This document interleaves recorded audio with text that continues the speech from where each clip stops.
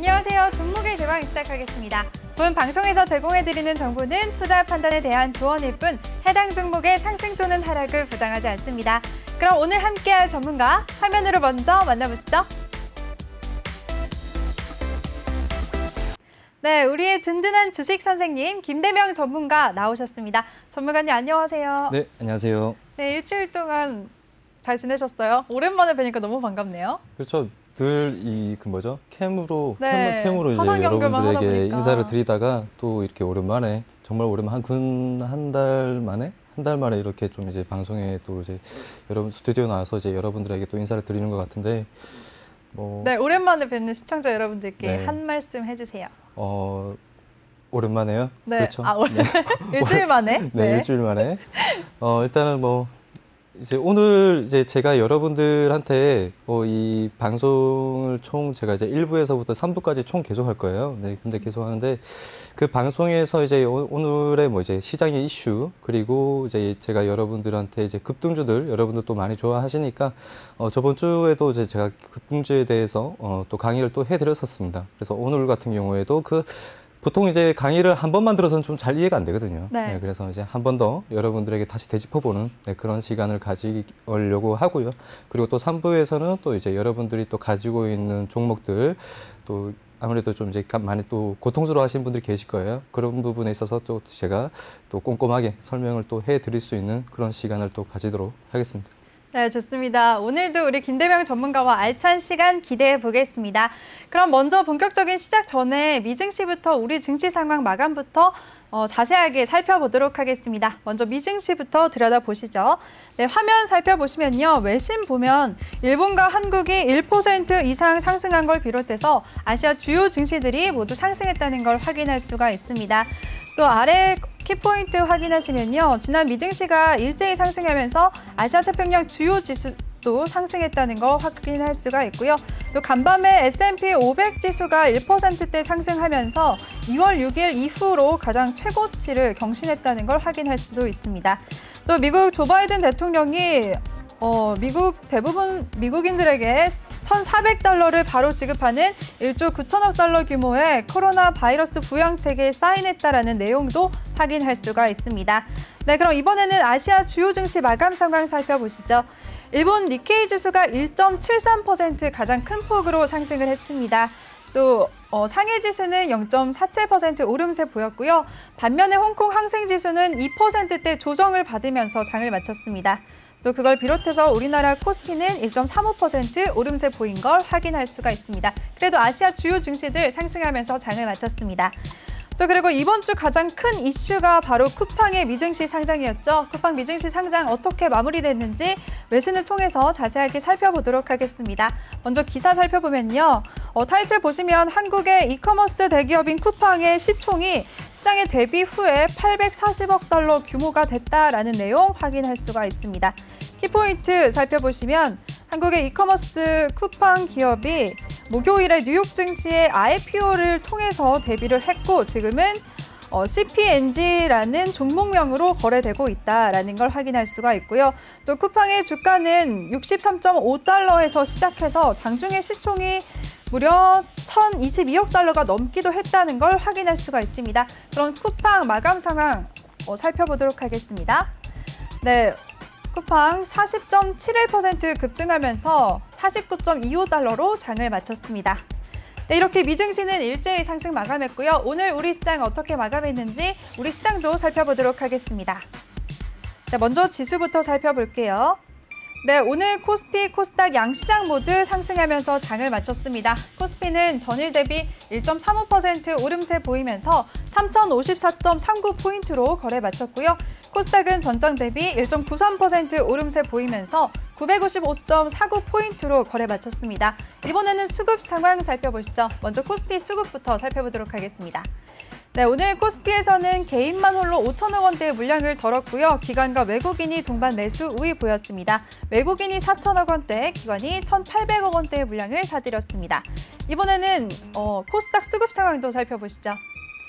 네, 코스닥도 마찬가지로 오늘 개인 홀로 1,700억 원대의 물량을 덜었고요. 반면에 기관과 외국인 동반 매수 우위 보였습니다. 외국인이 1,600억 원대, 기관이 164억 원의 물량을 사들였습니다.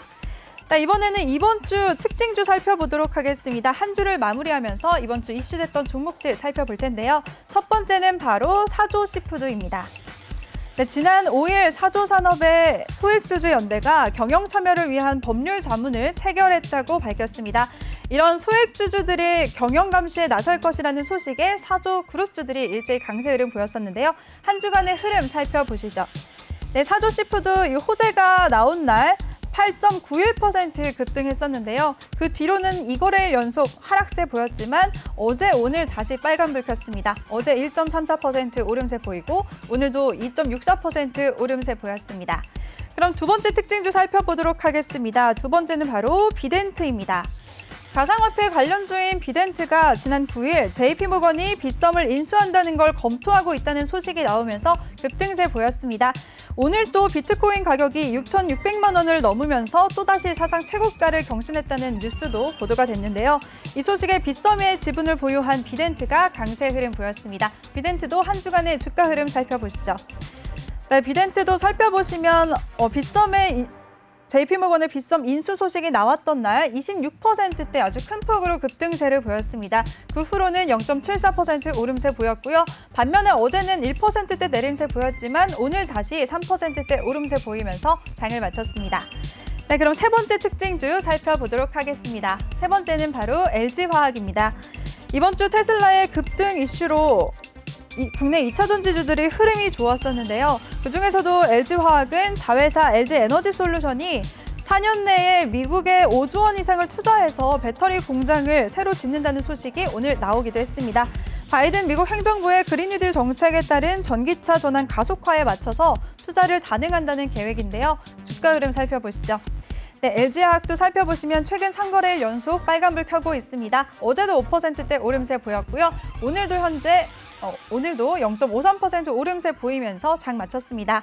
그럼 마지막 특징주 살펴보도록 하겠습니다. 마지막은 바로 흥국 F&B입니다.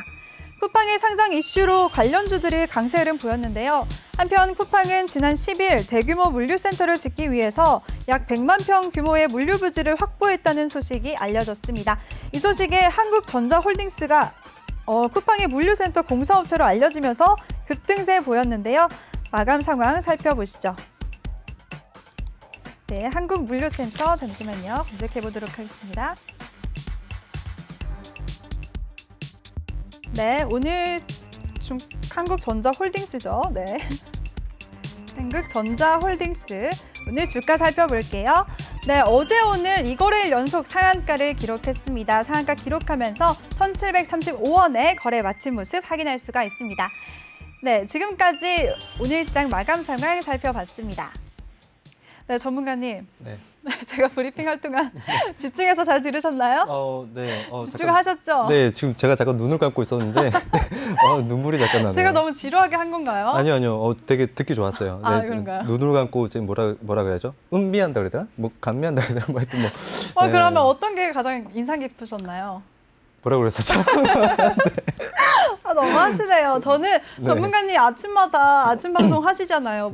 그때 귀 기울여서 잘 듣거든요. 오늘도 어떤 말씀하셨는지 전 다 기억해요. 뭐라고 했는데요, 제가? 오늘 전일장 개인들의 순매도 종목들 다 소개해 주시고 오늘 특별한 이슈가 악재가 없을 경우에는 무난하게 상승할 거다라고 전망을 내주셨잖아요. 맞죠? 봐봐요. 너무 서운하네요. 알겠습니다. 다음부터 기울여 들을게요.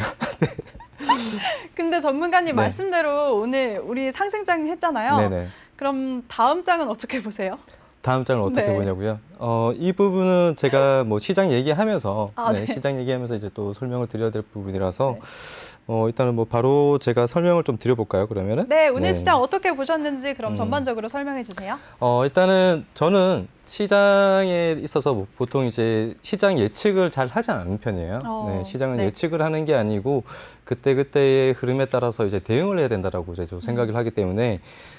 왜 그렇게 이제 또 생각을 하냐면은 저 같은 경우에는 증시의 어떤 재료, 솔직히 말씀드려서 이제 저는 이제 급등주를 주로 이제 매매를 하는 전문가거든요. 근데 아무래도 이제 그런 급등주들을 이제 매매를 할 때는 아무래도 또 뭐 그 시장에 대한 어떤 재료를 빨리 이제 정보를 빨리 이제 캐치하는 게 우선적이겠지만 사실 차트에서 먼저 선반영을 해요. 네, 네. 차트에서 먼저 선반영을 하기 때문에 차트에 대한 어떤 그런 시장에 들어오는 그런 어떤 자금, 네, 자금을 보고 먼저 이제 대응을 이제 그 자금을 위주로 보고 거기에 따라서 이제 분석을 하고 네, 또 대응을 하는 스타일이라서 이런 부분을 이제 좀 보자면은 제가 뭐 시장 얘기도 마찬가지입니다. 시장도 마찬가지 어떤 그런 이제 뭐 앞으로의 어떤 그런 이제 전망이나 그런 부분들을 보기보다는 지금 시장 그대로의 흐름을 보면서 이제 얘기를 드리는 거거든요. 네. 자, 여기서 이제 좀 설명을 좀 드릴게요.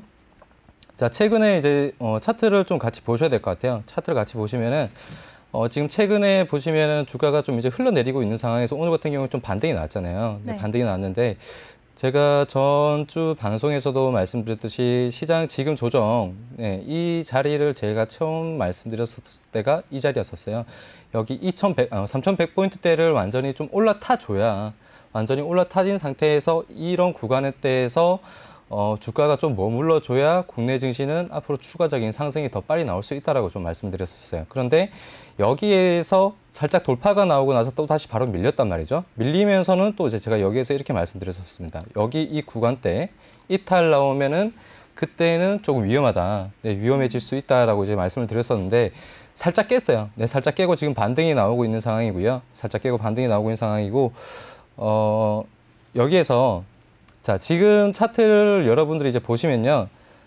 자, 이게 뭐냐면은 단기 하락 추세 안에 있는 그 박스권이에요. 그러니까 하락 박스권이거든요. 하락 박스권인데 추세가 고점이 낮아지고 저점이 지금 깨지고 있는 네, 살짝 깼었던 그런 이제 흔적이 있고 지금도 이제 조정을 좀 받고 있는 시점인데 여기에서 굉장히 지금 자리가 굉장히 중요한 포인트입니다. 왜 그러냐면은 지금 자리에서 만약에 여기에서 지금 차트가 지금 살짝 완전한 저점까지 이탈시키지 않고 뭐 2,800포인트대까지 계속해서 흘러내리지 않고 여기에서 살짝 이제 바로 반등이 나왔는데 이 자리에서 이 하락 박스권 구간에서 다시 3,100포인트대를 올라타잖아요. 그러면은 그때부터는 정말 차트가 돌아서는 그런 구간이 올 수가 있어요. 왜? 하락 박스 구간대를 다시 뭐랄까요? 돌파해주는, 그러니까 하락 추세를 갖다가 다시 변곡점을 만들어주는 그런 시점이거든요. 그런데 여기에서 다시 이 구간대죠. 3,100포인트대 구간에서 살짝 아래 지점에서 여기에서 만약에 맞고 다시 저항이 받잖아요. 저항을 받고 다시 이 구간대 한 2,900포인트대, 2,950포인트대 이 구간대 만약에 이탈을 하게 되면 그때는 2,800포인트대까지 열려 있습니다. 그래서 왜 이렇게 말씀을 드리냐면요. 저는 특별하게 이제 좀 돌발적인 악재가 이제 발생이 되지 않는다면은 지금 시장 충분히 건강한 조정이라고 생각이 돼요. 네, 충분히 건강한 조정이라고 생각이 되는데 여기에서 만약에 이 구간대를 만약에 이탈을 하잖아요. 그러면은 하락 추세로 진짜 완전하게 접어드는 시점이 되거든요.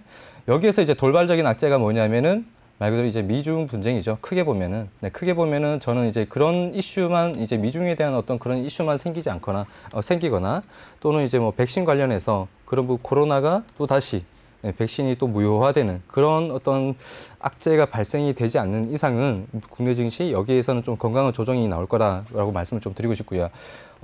자, 차트로 보시면요. 예전에 2018년도 때 미중 분쟁이 터질 때 어떻게 됐었냐면요. 여기에서 자, 고점이 지금 이제 상승 추세 구간에 들어섰어요. 여기서 보시면은 상승 박스권이었습니다. 상승 박스권이었는데 여기에서부터 이 저점을 자, 한번 눌러주면서 저점을 깨버렸어요. 전저점을 깨고 나서 여기에서 다시 흘러내릴 때 살짝 박스권이 우상향 방향으로 지금 나오고 있지만 여기에서 우상향 방향으로 다시 틀고 있지만 여전히 고점은 낮습니다. 고점 낮아지고 만약에 이 자리 깨버리면요. 여기서 고점 낮아지고 이 자리 깨버리면은 그때 돼서는 하락 추세 구간으로 이어지는 구간이에요. 근데 문제는 이 구간대, 이 박스권 구간대요. 이 고점이 낮아진 이 박스권 구간대는 모든 모든 전문가들이나 TV나 뭐 어떤 여러 매체에서도 지금은 괜찮다. 네, 지금은 괜찮다라고 이렇게 말들이 굉장히 많이 나왔었단 말이에요. 그런데 저는 굉장히 위험하다고 느꼈었어요. 왜냐하면은 차트는 항상 선반영을 하기 때문에. 그래서 이런 자리 만약에 이탈이 나오게 되면은 그때 돼서는 어떤 큰 악재가 발생이 될 수 있다라고 이제 말씀을 드렸었고, 그리고 여기 네. 구간대 이탈 나오자마자 바로 이제 그때는 미중 분쟁에 대한 악재가 터졌었거든요. 네. 그래서 지금 시점에서부터 본다면요, 지금 시점도 비슷해요. 여기에서도 마찬가지 고점이 지금 낮아지고 있는 상황이고 그리고 여기에서 단기 하락 추세 박스권이고요. 그런데 이 자리에서 만약에 올라타줘야 돼요. 여기서 무조건 올라타줘야 되는데 여기에서 올라타지 못하고 다시 저항받으면서 2,900포인트대 깨버리면은 그때 돼서는 네, 여러분들이 좀 조심을 하셔야 되는, 조심을 하셔야 되고 그때부터는 이제 정말 이제 가지고 있는 종목들이나 그런 부분들을 포트를 좀 정리를 하면서 대응을 하셔야 되는 그런 시점이 올 거다. 네, 저는 그렇게 말씀드리겠습니다. 네, 알겠습니다. 우리 시장 미중 분쟁 같은 이런 돌발 악재만 없다면 조정이 만약에 생기더라도 그것은 건강한 조정이다라고 말씀해 주셨습니다. 이렇게 시장을 든든하게 지켜주시는 우리 김대명 전문가와 함께하고 싶으신 분들 참여 방법 알려드리겠습니다. 노란톡 오픈 채팅 검색창에 종목의 제왕 김대명이라고 검색하시거나 아니면 핸드폰 카메라로 아래 보이는 QR코드 스캔하시면 링크가 뜨는데요. 그 링크 한 번만 클릭하시면 빠르게 들어오실 수가 있습니다. 입장하실 때는 비밀번호 0101-0101 꼭 입력하고 입장하시기 바랍니다. 네, 그리고 전문가님 궁금한 게 있는데요. 수급 상황 보면 코스피 같은 경우에는 현재까지 오늘 외국인이 3거래일째 매수세 해주고 있어요. 네. 외국인의 수급은 어떻게 보시나요?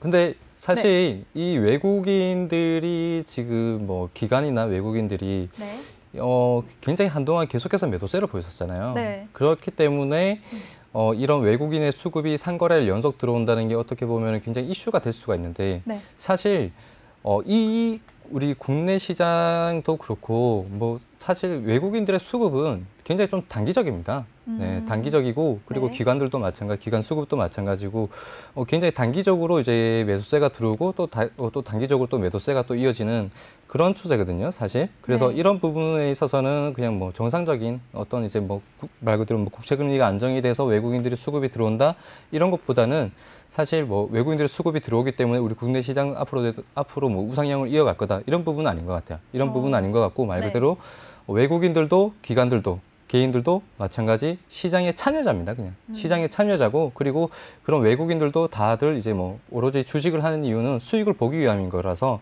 그런 부분에 있어서는 뭐 시장이 뭐 이런 외국인들이 들어오는 수급들 이런 부분은 여러분들이 크게 신경 쓸 부분은 아니에요. 크게 신경 쓸 부분은 아니고 이 부분 이런 시점에서 외국인들의 수급이 들어온다는 거는 뭐 어떻게 보면은 뭐 좀 좋은 쪽으로 그죠? 좋은 쪽으로 생각이 될 수 있겠지만 또 다르게 보면은 또 이제 뭐 어차피 단기적으로 수급이 들어왔다가 또 빠져나가는 그런 흐름이 또 지속이 될 거다. 네, 저는 이렇게 말씀드릴게요. 네, 외국인 수급이 단기적인 것이고 크게 신경 쓸 부분은 아니다라고 해주셨는데요. 그러면 전문가님, 시장의 참여자인 연기금은 왜 이렇게 팔기만 하는 거예요? 그분들은 참 웃기죠. 네, 그게 웃겨요. 네, 그분들은 웃긴데 근데 그분들은 또 이제 맞춰야 되는 그런 부분이 있어가지고 그렇게 이제 사실 이제 뭐 그런 식으로 이제 얘기는 나오더라고요. 얘기는 나오는데. 저는 뭐 그래요. 사실 뭐 어떻게 연기금도 솔직히 말씀드리면 그것도 국민들 돈이잖아요. 네, 맞아요. 국민들 돈이잖아요. 국민들 돈인데 참 그런 부분은 좀 아이러니한 것 같습니다. 네, 아이러니한 것 같고 거기에 대해서는 뭐 제가 또 특별하게 또 말씀을 좀 드릴 수 있는 부분이 아닌 것 같아요. 네. 알겠습니다. 네, 수급 상황까지 짚어봤고요. 그럼 오늘장 이슈 종목들 한번 살펴보도록 하겠습니다. 전문가님, 이슈 종목 하면은 쿠팡 얘기를 안 할 수가 없잖아요. 쿠팡의 미증시 상장 어떻게 보셨어요? 정말 굉장하죠. 진짜 그 정도면은 뭐 미증시 쪽에서 보면은 뭐 거의 3위에 가까운 시총을 이제 유지를 하면서 지금 상장이 됐기 때문에 정말 굉장한데 저는 뭐 오늘 네이버도 좀 올랐잖아요. 그죠? 네이버도 좀 올랐고. 그러니까 이런 시장 트렌드 자체 말 그대로 저는 이런 게 다 트렌드인 것 같아요. 네, 트렌드인 것 같고 뭐. 그럼 트렌드가 이제 이커머스 쪽으로 가는 건가요? 그렇죠. 시장은 무조건 트렌드를 따라가는 거죠. 네, 그러니까 뭐 솔직하게 말씀을 드리자면은 솔직하게 말씀해 주세요. 네. 알겠습니다. 자, 솔직하게 말씀을 드리자면은 뭐 솔직히 이 쿠팡이 상장을 함으로써 어떻게 보면 이 쿠팡에 대한 것만의 호재잖아요. 근데 거기에 따라가는 어떤 브론 이제 뭐 네이버나 그다음에 뭐 그런 것들 자체가 같이 동반 상승이 나온다는 거는 그 시장의 그 흘러가는 그 분위기는 트렌드를 따라가는 거고 그리고 이게 하나의 또 테마성으로 좀 움직인 거기 때문에 거기에 따라서 뭐 이제 사실 뭐 코로나 시대 온라인 뭐 쇼핑은 지금 거의 이제 완전한 구축이 된 상태고 그죠? 비대면 시대 그런 시대인 만큼 뭐 실적만큼 뭐 좀 저는 뭐 기대치만큼 계속해서 오르지 않을까 네, 그렇게 또 예상이 됩니다. 오, 네, 알겠습니다. 근데 또 막상 시청자분들이 제일 궁금해하실 거든요, 전문가님. 네. 쿠팡 관련주들인 것 같아요. 네네. 쿠팡 관련주들이 막상 이제 상장을 했으니까 재료가 소멸돼서 이제는 하락하지 않을까라고 걱정하시는 분들도 계시거든요. 네네. 쿠팡 관련주들에 대해서는 전망을 어떻게 보시나요? 저는 앞으로 더 갈 수 있다고 생각해요. 앞으로 계속 갈 수 네, 있다. 왜냐하면은 네. 이게 기대치 때문에 사실 테마는 네. 거기에 대한 어떤 꿈을 먹고 사는 게 바로 테마거든요. 네. 그러니까 이미 결과물이 나왔어요. 네. 그러니까 그동안 이제 뭐 쿠팡이 상장을 할 수 있다라는 이제 할 거다라는 그런 기대감에 이제 관련주들이 뭐 대형 포장이나 뭐 또 뭐가 있었죠?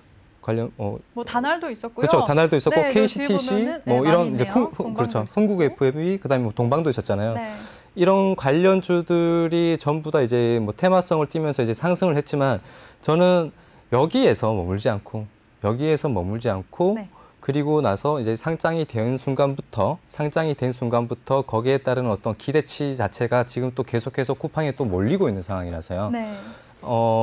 저는 앞으로 조금 더 상승을 할 수 있을 거라고 생각을 해요. 상승률이 아직 남아 있다. 네, 네. 오늘 같은 경우에도 흥국 FMB가 또 굉장히 많이 올라갔었잖아요. 네, 상한가 가까이 그렇죠. 갔죠. 맞아요. 저도 그렇게 생각했었어요. 사실 이 기대치가 지금 많이 떨어졌었기 때문에 좀 조정을 받을 수도 있을 것 같다. 이제 끝났구나라고 생각을 했는데 그에 반면 또 흥국 FM이 또 올라갔고. 네. 네, 그렇기 때문에 조금 더 여러분들이 생각을 보자면은 제가 좀 차트 조금 설명을 좀 드릴게요. 요거는. 네, 좋습니다. 자, 흥국 FMB 한번 볼게요.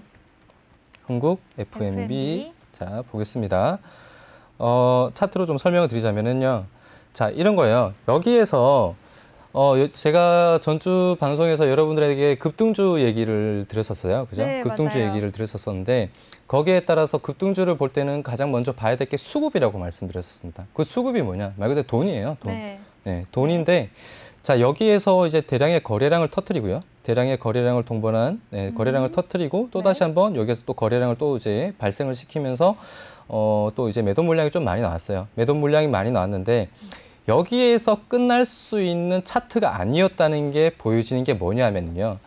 여기에서 윗꼬리가 달린 음봉이 나오고 또 윗꼬리가 달린 음봉이 나오면서 거래량 자체는 엄청나게 터졌습니다. 그러니까 한마디로 매집된 물량보다 매도된 물량이 더 많이 나왔어요. 그거는 네. 기존에 매집되어 있었던 이런 물량들에 대한 어떤 차익 실현이 나왔다는 거죠. 네. 그런데 여기에서 그럼 차익 실현이 나왔다. 그러면 그다음부터는 어떻게 돼야 되냐? 이런 식으로 주가가 흘러내려야 돼요. 네. 기존에 매집을 해놨던 어떤 그런 특정 세력들이 차익 실현을 한 거면 주가는 흘러내려야 됩니다. 그런데 흘러내리지가 않고 어떻게 되냐면은 다시 윗꼬리를 달면서 우상향 방향으로 가요. 이거는 뭐냐면은 여기에서 기존에 있던 개인들한테 자, 주가 올려줄게. 차비 줄 테니까 나가. 네, 마찬가지 차비 줄 테니까 나가.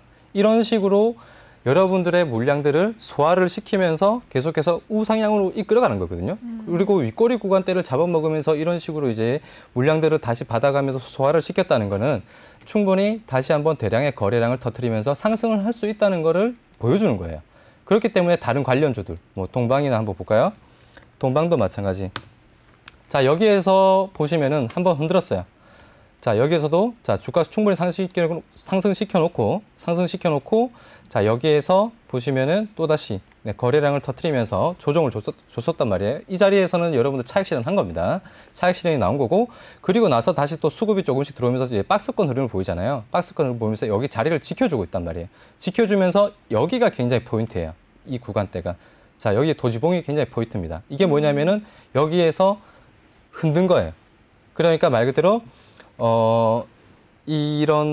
그러니까 이 종목에 어떤 이제 세력들이 평단을 맞춘 거거든요. 그러니까 평단을 맞춰가지고 이런 식으로 이제 흐름이 나오는 거고 그리고 오늘 같은 경우에 좀 이제 흘러내렸는데 살짝 이제 조정을 받았는데 제가 생각을 했을 때는 여기에서 이제 고점이 좀 낮아지고 저점을 깨버리면은 다시 한번 하락 추세로 이어질 수 있지만 저는 관련주 중에서는 뭐 이 테마 자체가 전체적으로 상승을 할 수 있다 이런 것보다는 아까 전처럼 흥국 FMB처럼 매집이 아직 잘 되어 있고 여전히 우상향 방향으로 틀어가는 종목들은 다시 한번 재차 상승을 할 수 있는 여지가 많다. 그렇기 때문에 테마성 자체에서는 뭐 아직 살아있다라고 봐야 되죠. 왜냐하면 가는 종목은 어차피 가르기 때문에. 그런데 거기에서 여러분들이 종목별 장세가 나올 거다. 네, 저는 이렇게 말씀을 좀 드리겠습니다.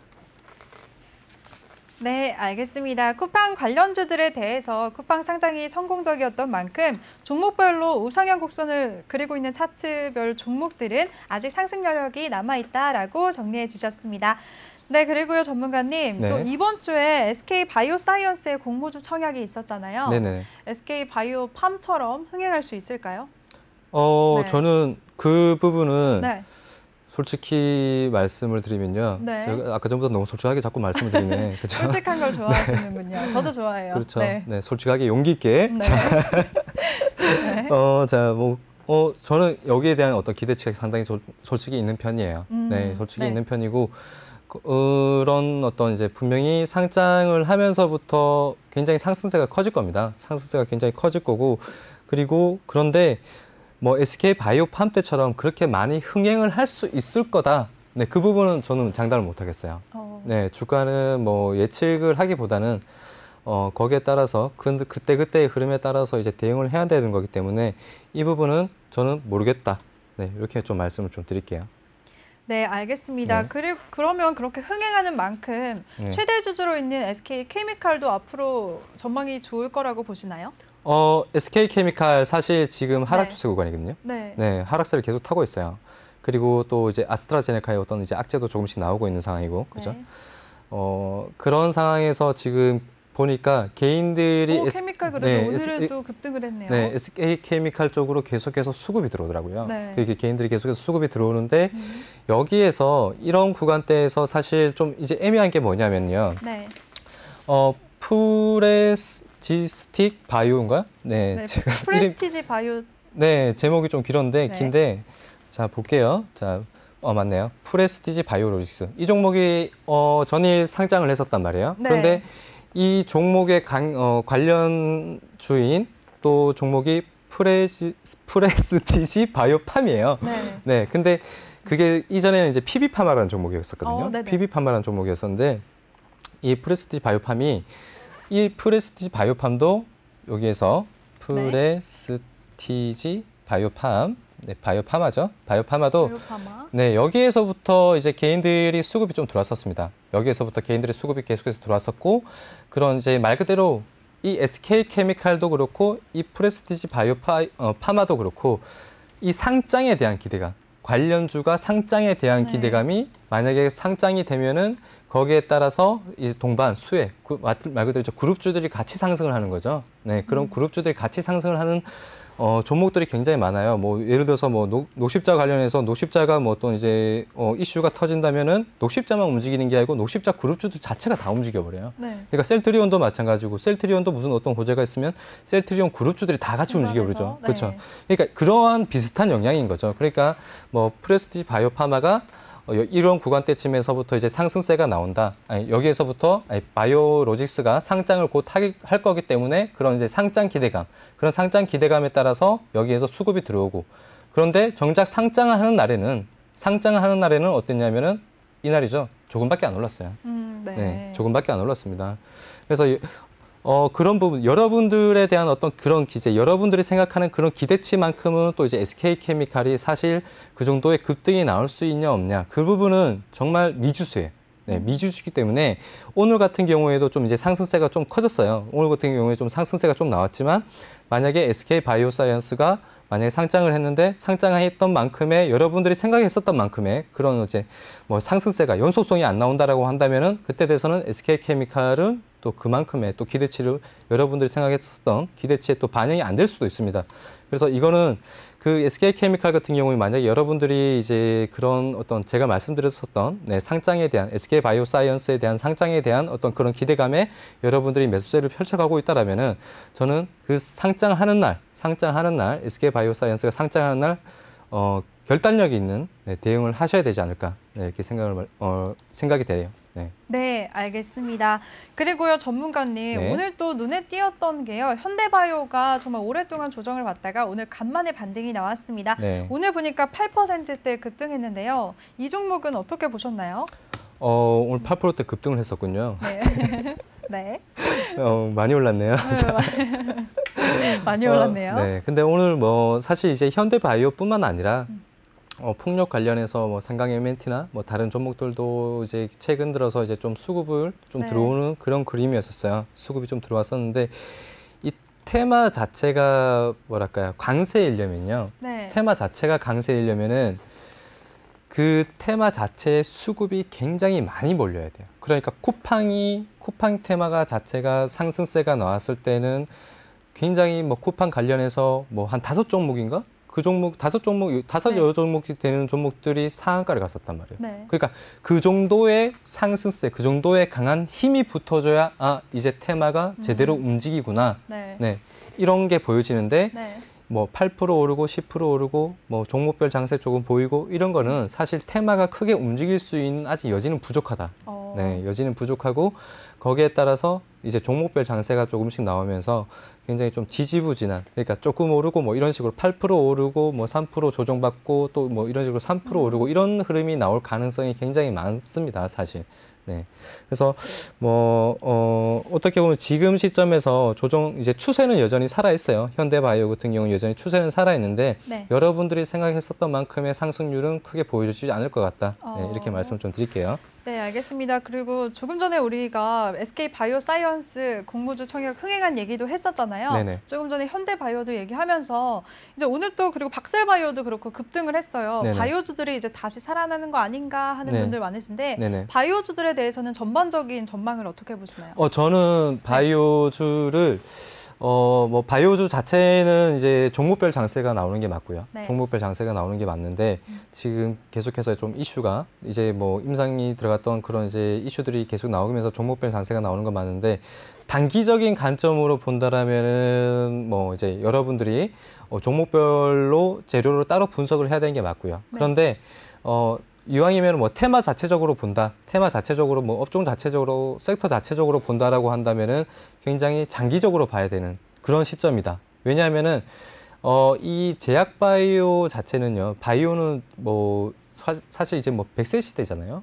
100세 시대고 뭐 정말 간단 명료하게 말씀을 드리면은 인류가 멸망하지 않는 이상 네. 바이오 산업은 계속해서 성장할 수밖에 없는 거예요. 그럼 전문가님은 네. 보통 이렇게 제약바이오주들 하면은 그러니까 사람들의 신뢰로 가는 거잖아요. 그렇죠. 임상 3상까지 성공하기가 그렇죠. 어려우니까 네네. 보통 부정적으로 보시는 전문가분들도 계시거든요. 근데 그게- 전문가님은 긍정적으로 보시나요? 그렇죠. 긍정적으로 보는데 네.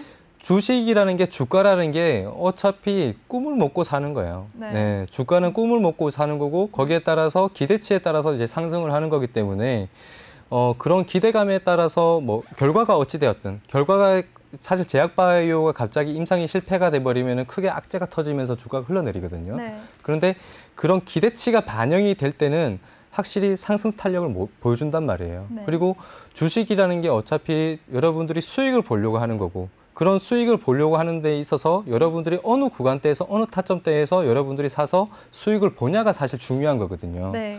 그래서 그런 부분에서 따진다면은 뭐 제약바이오 섹터 솔직히 여러분들이 보면은 뭐 어떤 분들 같은 경우에는 뭐 나는 제약바이오를 잘 안 봐 이런 분들 같은 경우에는 네. 정말 많이 당해본 그쵸 많이 당해본 돌발 악재로 인해서 많이 당해본 그런 경우들이 허다하기 때문에 그렇게 이제 보시는 거지. 저 같은 경우에는 제약바이오로 좀 이제 많이 재미를 많이 봤었어요. 그래서 그런 부분에 있어서 여러분들이 뭐 어느 부분에 있어서 어느 부분에 가치를 두고 어느 부분에서 뭐 주가를 측정을 하고 어느 부분에서 사냐 안 사냐 그런 부분이 중요한 거지. 그리고 제약바이오는 한번 이슈를 타기 시작하고 하면은 충분히 상승세가 굉장히 크게 나와주는 네. 급등주의 역할을 굉장히 잘해주는 그런 섹터이기 때문에 저는 제약바이오 충분히 좋게 보고 그리고 지금 제약바이오 굉장히 조정을 많이 받고 있잖아요. 네.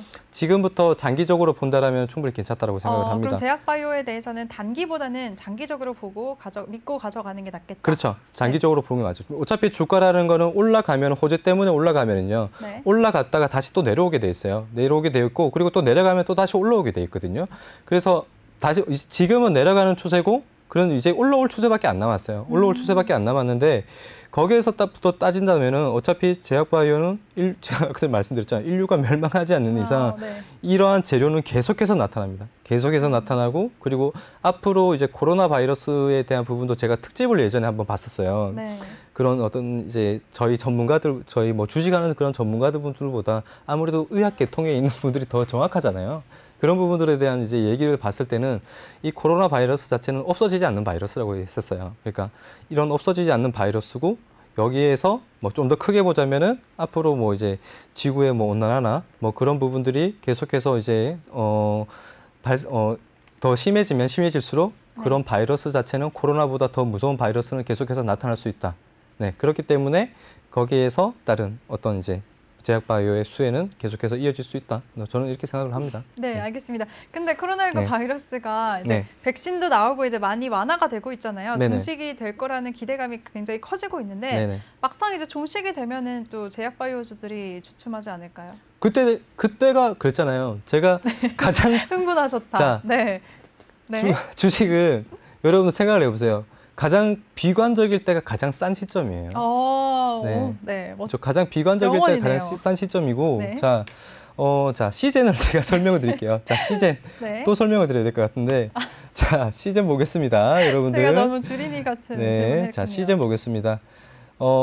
이거는 제가 직접적으로 추천을 드렸었던 종목이라서 제가 말씀을 드리는 거예요. 네. 자, 시젠 볼게요. 자, 시젠이 지금 주가가 이전에 여기 지금 보시면 2019년 3월달, 그죠? 5월달, 6월달, 7월달 이때 보면은 거의 주가가 움직이지 않은 것처럼 보이죠. 왜냐하면은 여기 2020년 2월달부터 너무 급등이 나왔기 때문에 3월달부터 너무 급등이 나왔기 때문에 그런데 이거를 조금 더 이제 이 과거를 없애보면요. 여기에서 굉장히 많은 파동이 있었어요. 사실 이전에 자 전체적으로 한번 보겠습니다. 차트를 전체적으로 줄여서 자 볼게요. 자 네. 여기에서 보시면은 자 여기까지 딱 보겠습니다. 2019년 네 이렇게 보면은 어때요? 다르죠 주가가. 네 그렇죠. 주가가 네. 다르죠. 네, 2010년도 때부터 본다면은 주가가 굉장히 다릅니다. 이 시기 때도 최근의 주가를 보면은 이전에 과거에 있는 주가 거의 움직임이 없는 것처럼 보이지만 왜 최근에 너무 급등이 났기 때문에 그런데 그 최근에 급등했었던 구간들을 빼면은 이런 시점에서 제가 이 종목을 시젠이라는 종목을 2019년도 때 봤을 때도 여기에 대한 어떤 상승폭 자체는 굉장히 컸었어요. 바닥 구간에서 최저점에서부터 몇 프로까지 나왔었냐면은 600%대까지 나왔었습니다. 그러니까 굉장히 많이 급등을 했었던 차트예요. 그런데 이런 구간에서 자 최저점 구간에서 600%대까지 상승을 하고 나서 자 몇 년 전 가격대로 2019년도 때 9년 전 가격대로 다시 돌아왔어요. 9년 전 가격대로 다시 돌아왔다는 거는 이 주가는 지금 거의 바닥이라는 얘기죠. 그리고 바닥인데도 불구하고 자 이 2019년도 때 반도체와 마찬가지로 제약바이오의 어떤 그런 기대치가 굉장히 많이 떨어졌었을 그런 시점이었습니다. 그러니까 말 그대로 바닥을 기고 다닐 정도였었죠. 네. 뭐 온갖 매체에서는 네, 여기에 대한 안 좋은 얘기 그런 얘기들만 나왔었던 그런 시점이었었어요. 그런데 정작 차트는 여기에서 다시 수급이 들어오면서 우상향 방향으로 틀어가고 있었습니다. 그래서 제가 이 기업의 어떤 그런 재무 상태나 그런 부분을 봤을 때는 굉장히 저평가되어 있었어요. 네, 굉장히 저평가되어 있었고 그리고 우상향 방향으로 틀어가고 있었고 그리고 제약바이오 섹터는 제가 아까 전에 여러분들한테도 말씀드렸듯이 인류가 멸망하지 않는 이상 얼마든지 재료는 다시 만들어내서 다시 상승을 할 수 있는 그런 섹터라고 말씀드렸습니다. 그런 관점으로 제가 봤기 때문에 여기에서 제가 예전에 여기에서 이 종목은 장기적인 장투 종목으로 봐야 된다 네, 생각을 하고 추천을 드렸었던 종목이고 그 시점에서부터 여러분들이 보시면요 주가라는 게 자 결국에는 다시 이런 식으로 올라와요. 네, 굉장히 이런 식으로 다시 올라오고 그리고 뭐 이 시점에서부터 봐도요. 이 시점에서부터 봐도 결국에는 뭐 한 55%대까지 상승이 나왔고 굉장히 좀 오래 끌고 가면은요. 자, 여기에서 볼게요. 자, 여기에서부터 보면은 제가 파란색 선을 한 번 더 그었습니다. 여기에서부터 본다면요. 다시 이 저점은 오질 않아요. 네. 가장 비관적일 때 매수를 해야 가장 여러분들이 생각하는 가장 바닥이에요. 그 시점이 가장 저점이고 그렇기 때문에 여러분들이 저점을 잡고 가장 싼 가격을 잡으려면은 가장 비관적일 때 매수를 해야 된다. 네, 이렇게 말씀 좀 드리겠습니다. 네, 알겠습니다. 인류가 멸망하지 않는 이상 절대 사라지지 않는 제약바이오주들에 대해서 장기적으로 보고 가져가자라고 말씀해 주셨고요. 또 코로나19 종식 같은 이슈로 잠시 주춤하더라도 가장 비관적인 저점을 기회로 삼자라고 정리해 주셨습니다. 이렇게 시장을 든든하게 정리해 주시는 우리 김대명 전문가와 함께하고 싶으신 분들 참여 방법 다시 한번 알려드리겠습니다. 노란톡 오픈 채팅 검색창에 종목의 제왕 김대명이라고 검색하시거나 어렵다, 못 찾겠다 하시는 분들 그냥 핸드폰 카메라로 아래 보이는 QR코드 스캔하시면 링크가 뜨는데요. 그 링크 한번 클릭만 하시면 바로 들어오실 수가 있습니다. 입장하실 때는 0101 꼭 입력하고 입장해 주시기 바랍니다. 네, 그럼 전문가님. 네, 이제 5G 관련주들도 오늘 강세를 보였어요. 네네. 이 종목들에 대해서는 어떻게 보셨나요? 저는 5G 굉장히 좋게 봐요. 네. 주가가 지금 사실 굉장히 지지부진하잖아요. 지지부진. 뭐라고요? 지저분하다고요? 네. 혹시 5G 종목 가지고 계세요? 네. 가지고 계세요? 아주 보유하다가 하나는 정리했어요. 아, 그렇구나. 네. 그래서 그렇게 지저분하다고 말씀드리고. 네. 왜냐하면은 저는 5G 굉장히 좋게 봅니다. 그냥 심플하게 보는 게 좋아요. 너무 많은 거를 여러분들이 알고 공부를 하고 해봤자, 네. 그죠? 최근에 증시 뭐랄까요? 그 약간 농담 삼아서 하는 얘기 중에 그런 얘기가 있잖아요. 삼성전자 냉장고가 이뻐서, 네. 그죠? 산 와이프보다 수익률이 떨어진다. 아무리 공부를 하고 분석을 하고 해도 내가 그렇게 공부를 하고 산 주식보다 수익률이 더 잘 나온다. 네, 그러니까 네. 어떻게 보면 좀 너무 아는 게 많아도 사실 힘들어요. 진입도 제대로 안 되고 그렇기 때문에 조금은 좀 이제 단순하게 생각을 하면서 매매를 하는 게 좋은데 저는 뭐 심플하게 말씀을 좀 드리자면요. 앞으로 이제 지금 뭐 사실 그 전기차 관련해서도 먼 얘기였었잖아요. 과거로 따지자면 한 네. 10년 전에 따지면 5년 전에 따지면은 전기차도 사실 이제 먼 얘기였었어요. 그런데 결국엔 현실화가 되고 있는 시점이고. 그런데 5G도 얘기가 많이 나와요. 그런데 이런 앞으로의 뭐 비대면 시대 뭐 이게 더 앞으로 이제 더 성장 가능성은 충분히 열려져 있고. 네. 그죠? 그렇기 때문에 거기에 따라서 가장 중심이 되는 거는 그런 중심이 되는 뭐 어떤 시대가 발전하면 발전할수록 가장 중심이 되는 거는 결국에는 통신이고 이쪽이거든요. 그러니까 이런 인프라들을 구축을 할 수 있는 거는 이 통신, 5G 쪽이다. 네, 거기에 따라서 이게 가장 핵심이기 때문에 여러분들이 멀리 보면 멀리 볼수록 더 좋을 것 같다. 네, 저는 이렇게 말씀 좀 드리겠습니다. 네, 좋습니다. 그럼 5G 관련주들의 대장주는 KMW라고 할 수 있나요? 어떤 걸 가장 유망하게 보세요? 제일 잘 가는 종목이 대장이죠. 네, 제일 잘 가는 종목이 대장이고, 네. 그리고 뭐 이제 여러분들이 5G 종목을 선택을 할 때는 뭐 사실상 가장 좋은 거는 이제 뭐 매매 성향이죠. 사실 매매 성향이고 뭐 나는 빨리빨리 좀 이제 수익을 원한다. 네, 빨리빨리 수익을 원한다라고 이제 생각이 되면은 테마가 완전히 형성이 되고 아까 전에도 뭐 쿠팡 관련 테마들이 한 번에 그날 시장의 상한가를 종목을 이었었던 종목들이 거의 쿠팡 관련주인 것처럼 말 그대로 뭐 5 섹터로 봤을 때 여러분들이 빨리 수익을 보고 싶다라면은 그만큼의 쿠팡 관련주와 마찬가지로 그 정도의 하루 만에 몇 종목의 관련주들이 테마로 강한 힘을 보여줄 때 그때 여러분들이 차라리 보시는 게 좋을 것 같고요. 그런데 뭐 좀 장기적인 관점으로 이제 여러분들이 보신다면은 저는 지금부터라도 여러분들이 기업을 좀 자세하게 살펴보면서 딱 한 가지만 좀 유념하시면 돼요. 네, 재무 상태만 좀 잘 확인하시고 이렇게 보시면은 충분히 네, 좋은 수익을 가져가실 수 있지 않을까. 멀리 본다면은 네, 그렇게 네. 말씀을 좀 드리겠습니다. 네, 좋습니다. 우리 김대명 전문가가 5G 관련주들에 대해서도 멀리 장기적으로 본다면 재무 상태만 잘 확인한다면 전망이 좋다라고 정리해 주셨습니다. 네, 전문가님, 재무 상태 방금 말씀해 주셔서 그런데 네. 보통 주식을 할 때요. 네네. 일반 분들한테, 직장인 분들한테 재산이 100%라고 치면 어느 정도의 비율로 투자를 하는 걸 추천하시나요? 오늘따라 상당히 질문이 많네요. 궁금한 게 너무 많아서요. 네. 저 오랜만에 뵈서 지금 너무 반가워서 그래요. 살짝 입이 아프기 시작하는데. 그만 물어보라는 저 저 네, 압박. 2부에서 또 열정적으로 또 강의를 해야 돼요. 네, 그렇죠? 알겠습니다. 알겠죠? 좀 조금만 자제해 주세요. 네. 네. 근데 이제 설명을 좀 드릴게요. 네, 알겠습니다. 아까 뭐라 했죠? 비중 뭐라고 했죠? 제 말도 좀 기울여 주세요. 알겠습니다. 자, 뭐라고요? 비중을 어느 정도로 해야 적당할까요? 비중을요? 네. 사실 저는 뭐 분산 투자를 하는 게 맞아요. 분산 투자를 하는 게 맞는데 네. 한 종목당 최대한 20% 이상이 넘지 않는 종목이었었으면 좋겠다. 왜냐하면은 네. 그러니까 어떤 종목이든 여러분들이 투자를 할 때 한 번에 솔직히 50%씩 100%씩 투자하는 거는 그건 투기예요. 네, 그건 투기고 왜냐하면은 그 종목이 갈 수 있다라는 어떤 이제 확신을 가지고 투자를 하는 건 좋다. 네, 그런 건 좋아요. 그런데 만약에 안 갔을 경우에 어떡할까요? 안 갔을 경우에 어떡할까요? 그러니까 나는 이 종목에 대해서 어떤 종목에 대해서 100%를 넣었는데 그 종목이 뭐 기대치, 갈 수 있을 거라는 기대치를 가지고 100%를 넣었을 때는 그만큼 수익이 나면 수익률은 좋겠죠. 그런데 떨어지면은 그 반대로 생각을 해야죠. 마이너스 손실률도 엄청납니다. 손실률도 엄청나죠. 그렇기 때문에 거기에 따라서 또 다른 뭐 분할 매수를 한다든지 또 대응을 한다든지 뭐 그런 시점이 있어야 된단 말이에요. 그리고 산 시점에서부터 만약에 그 종목이 만약 고점대다.